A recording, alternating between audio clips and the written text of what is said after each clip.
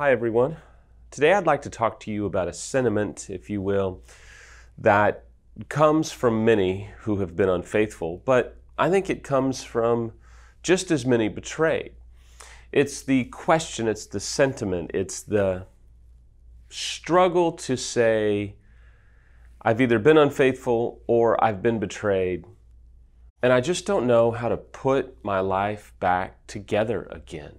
It's this question, this struggle of, look, I've been reduced to what feels like rubble or ashes.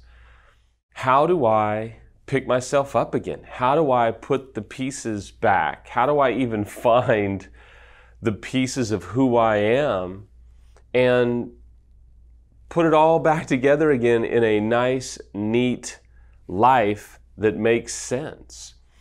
And I don't know necessarily that there's going to be this very clean, very easy, very systematic, just simple jigsaw puzzle of do this and this and this, and everything will fit back nicely together. In fact, it doesn't really work that way.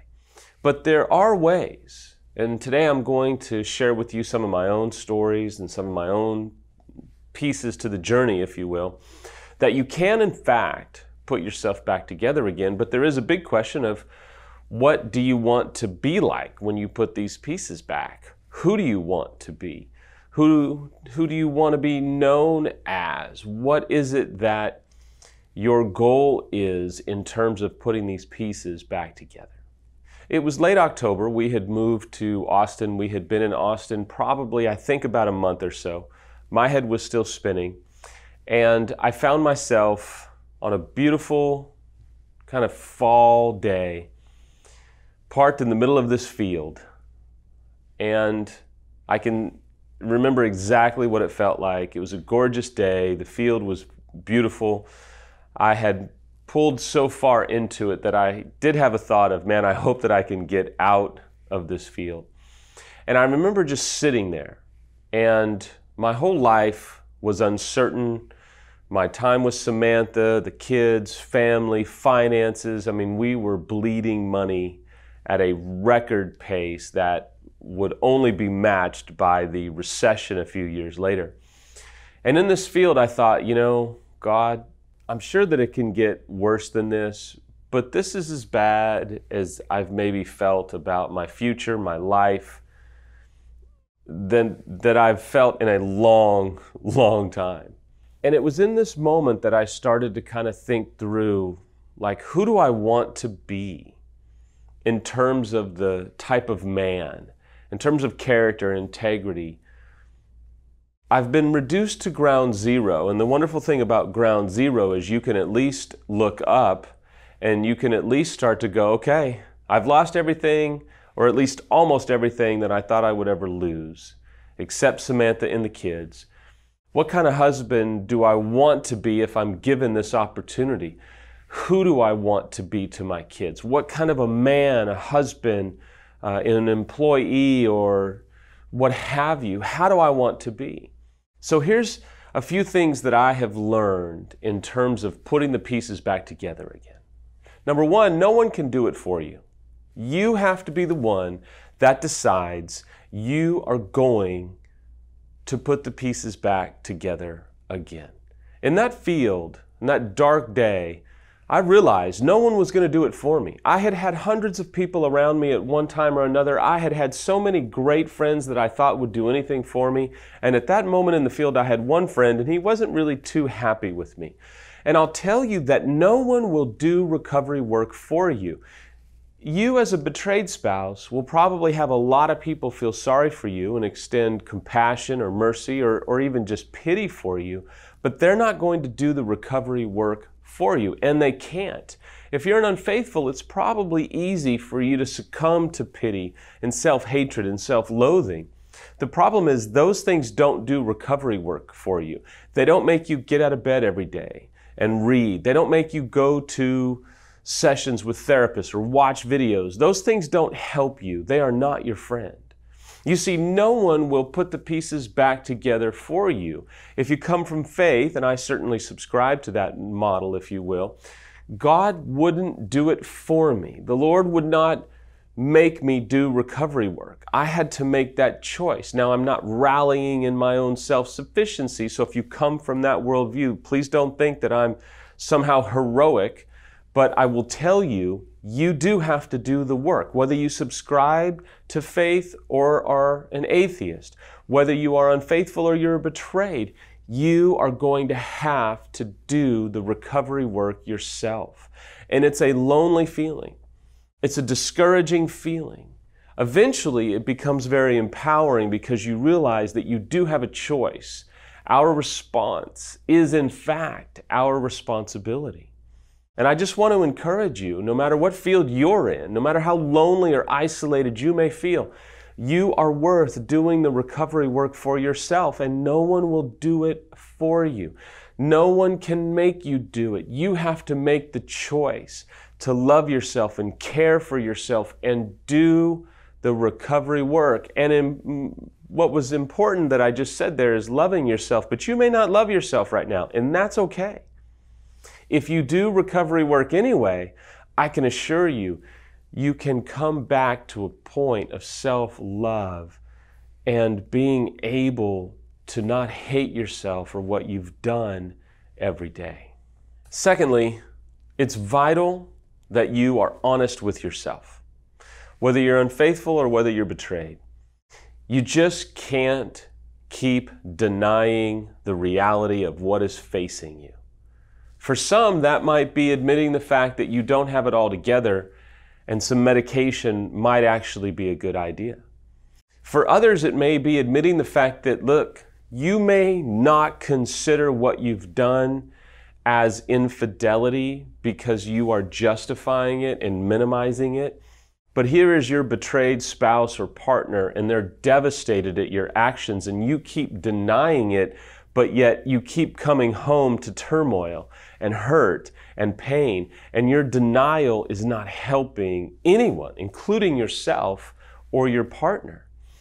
Maybe you're betrayed and it's time to admit that you do need expert help, that you don't have a handle on it, that you're not able to figure it out all on your own, and that it's okay because maybe your culture looks down upon it, which is a battle that many face. It's okay to get expert help. It's okay to see a therapist. It's okay to maybe go to a website like affairrecovery.com and get help for you to be able to cope with the pain that you're having to navigate through.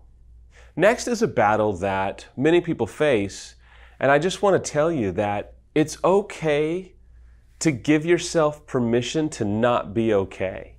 I mean, you don't have it all together, and you don't have to pretend like you have it all together. I'm sure, I understand when you go to work, when you're in public, that you got to keep things together, right? You've got to maintain a sense of reliability at the office or in whatever job you hold. I get that. I know that you have to be strong for the kids, and certainly if they're younger, or maybe they're older and extremely perceptive, you're trying to kind of make it seem that you're okay. I get that. But internally, in kind of dark hallways that we don't like to talk about, it's vital that you understand it's okay that you're not okay. It's okay that you can't figure this out. It's okay that you have made plans and they've fallen apart. It's okay that you don't know what life is going to be like in a few weeks, months, or years. That's okay. You're not supposed to have it all together right now. You're not supposed to do everything perfectly right now. You may be experiencing all these issues because you're trying to make it through the day and everything seems to go wrong and everything that you rely upon falls apart. And man, it's not just enough that you're dealing with infidelity or addiction, but there's bills and finances. Look, it's okay that you are not okay right now. Next is finding a way to grab hold of raw courage to get through this. For me, I was reading certain books, I would watch certain movies, and I would watch those movies time and time again because they would inspire me, they would encourage me. There was a part of me that was dying for some sense of bravery. Maybe even the music that you're listening to, I don't know. But it's essential that you understand you're not going to be able to make it through this season of your life if you're not courageous. And that's for the unfaithful or the betrayed. Courage is not necessarily, strapping on a 9mm or carrying a shotgun or getting on a 450 motocross bike and, jumping 30 feet in the air. I mean, I'm not talking about those things. I'm talking about simply being courageous to face the day, to get out of bed every day, to make food for your children, for your family, to go to work every day in spite of the fact that you feel incredibly hopeless and despairing. I mean, at the end of the day, as you're navigating through this, it's going to require all of you. And it's going to require a part of you that you don't even know that you need right now that is actually there. And the way that you're going to tap into it is deciding that even though you don't feel like doing what you know that you need to do, you do it anyway. See, when we're led by feeling, we're fragile. When we're led by feeling, we create messes like we unfaithful do because we are motivated and inspired and we follow our feelings. And at this time of your life, you're not going to be able to make it through just following your feelings. You're going to have to follow principles. You're going to have to follow a process. You're going to have to follow guidelines that can come from experts to help you get through the darkest chapter, maybe of your entire life heretofore. Another helpful point that really grabbed hold of me and gave me hope was this concept of when I was reduced to literally nothing, it felt like, in that field, I had to think about who I wanted to be, what I wanted to be like in the future, what kind of a friend did I want to be. I will tell you, there was a part of me that said, look, I never want to be the type of friend that leaves their friend in the middle of devastating news, even if it's self-generated. I never wanted to be the type of friend that I felt that I had experienced when my infidelity came out. I made a commitment to myself, I made a commitment to the Lord that, you know what, I'm never going to be like that. And I've had some friends go through some pretty devastating stuff, yes, including infidelity and addiction. And I decided not necessarily to condone their behavior, but to love them and to sit with them and to be with them through the process. That didn't mean that I was going to subject myself to abuse or what have you, but it did mean that I was going to be the most loyal friend that I could possibly be. And so while you're reduced to what feels like probably a pretty primitive state, ask yourself, what kind of friend do you want to be to the new friends that will come one day? What kind of a father or a mother do you want to be one day? How do you want to be perceived? Not that image is everything, but who do you want to be in the future in light of what you've had to suffer through? Another key component that Samantha mentioned when I was talking with her about this video was the concept of thankfulness. When you're going through this level of trauma and tragedy, it's vital that you find a way to be thankful. Samantha has talked about in some of the other videos that, she looked for something to be thankful about. Whether it was something with the kids or the house or nature or just whatever she could find, she would find something to be thankful for because she felt like it would center her. I have found that gratitude in my own life puts me in a place of humility. It just breathes a sense of gratitude. When I'm not thankful, I know that I'm stumbling through stress and worry and anxiety and maybe even some pride. I know none of you could ever imagine that I would be prideful in life. But yes, I find myself struggling when I'm not living with a sense, an overwhelming sense, if you will, of gratitude. I promise you, I know about the field that you're probably in. I know that you're struggling to find hope, but I promise you, you can get through it and you can get to the other side. This does not have to be the end of who you are. It may be the end of what you are, and there may be a new you that is possible. I don't know what that's going to look like. I don't know who that person is going to be, but I promise you it can be better. It can be richer. It can be more beautiful internally than you ever thought possible. But you've got to decide to keep moving forward.